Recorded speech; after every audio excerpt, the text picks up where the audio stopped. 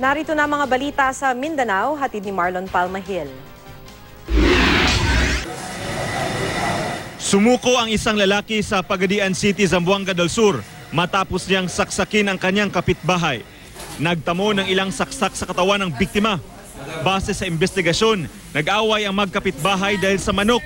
Nakita raw ng sospek ang biktima na dala-dala ang kanyang manok.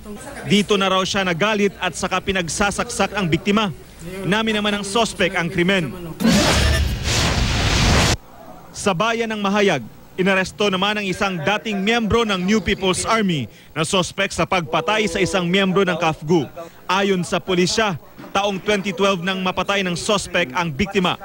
Kasama niya ang mahigit 40 iba pang rebelde nang mangyari ang krimen. Itinanggi naman ito ng sospek.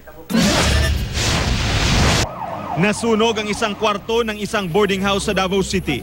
Nagtulungan ang mga residente para apulahin ang sunog kaya hindi na ito kumalat sa iba pang kwarto.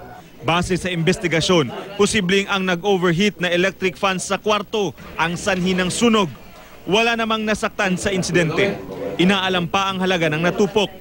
Marlon Palmahil, Nagbabalita, Pilipinas.